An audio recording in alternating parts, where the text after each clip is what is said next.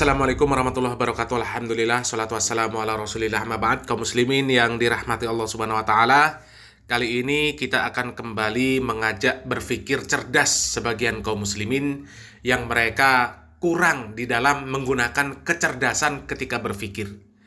Dan kita tahu kali ini kan sedang viral lagu Ya Nafsuti, lagu yang dianggap sebagai bagian dari sholawat.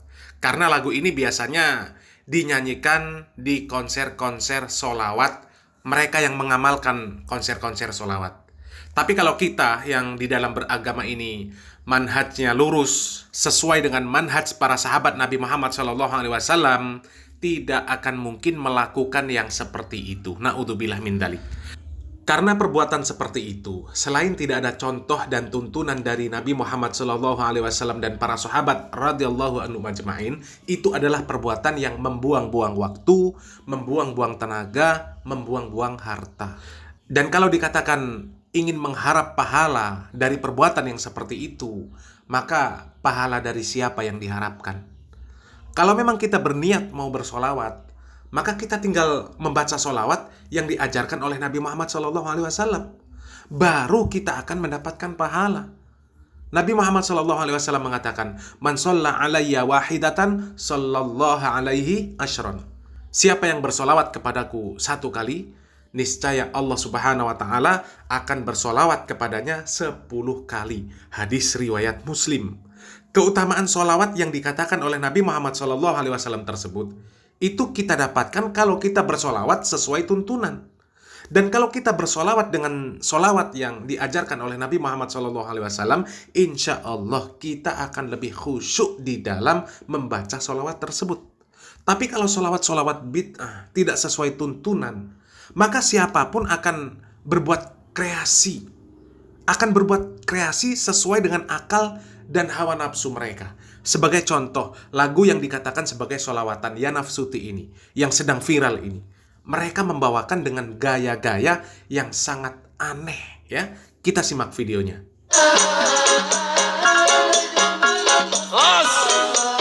Lucu ya. Aku pengen suara musik banget, cowok. Ya Nafsuti.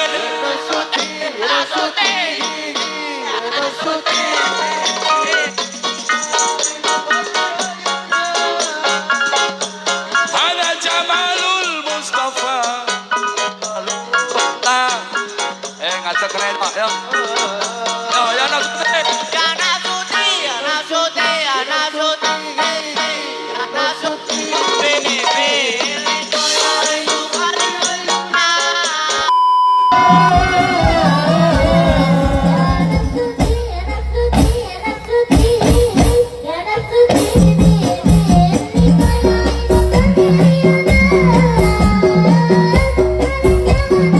Innalillahi wa inna ilaihi rajiun. Kaum muslimin, apakah orang-orang yang seperti ini pantas disebut sebagai gambaran orang-orang yang cinta kepada Nabi Muhammad SAW? Orang-orang yang selalu bersolawat kepada Nabi. Apakah orang-orang yang seperti ini pantas disebut sebagai gambaran orang-orang yang soleh? Tentu sangat tidak pantas, kaum muslimin. Gambaran orang-orang yang soleh itu, mereka yang memakmurkan masjid. Apakah untuk sholat berjamaah? Apakah untuk bermajelis, untuk mencari ilmu? Mendengarkan firman Allah, mendengarkan hadis Nabi, mendengarkan perkataan sahabat, perkataan ulama. Mereka khusyuk di dalam masjid, tenang. Dan kemudian di luar masjid tindak tanduk atau perilaku mereka itu baik, lembut, tidak urakan. Pantas kalau yang seperti itu dikatakan sebagai gambaran orang-orang yang soleh. Kalau yang seperti di video itu, apa bedanya dengan konser-konser musik yang isinya maksiat? Na'udzubillah min dzalik. Na'udzubillah min dzalik. Dan ternyata kaum muslimin, viralnya video ini, video Ya Nafsuti ini, ditanggapi oleh seorang Habib yang beliau mencela perbuatan yang seperti ini. Ya, dan ini ditanggapi oleh Habib Syekh ya kalau nggak salah. Kita simak videonya. Ya Nafsuti, kuwi lagu apa? Kuwi lagune wong stres ini. Ya Mas Tuti, ya Mas Tuti, kuwi lagu apa? Kuwi lagune wong stres ini. Nah, kata Habib Syekh, itu lagunya orang stres kaum muslimin. Jadi ini harus diviralkan. Video ini harus diviralkan supaya mereka sadar. Supaya mereka sadar. Habib Syekh ini kan ulama panutan mereka juga. Panutan mereka. Jadi siapa tahu ketika mereka mendengarkan komentar dari Habib Syekh ini, kemudian mereka sadar. Ya, kita lanjutkan. Apa komentar Habib Syekh? Ya Mas Tuti, ya Mas Tuti, kuwi lagu apa? Kuwi lagune wong stres ini. Ya Mas Tuti, ya Mas Tuti. Oh. Kaya ngono saya minta semua hadrah Ahbabul Mustafa saya larang untuk membawa lagu Ya Mas Tuti.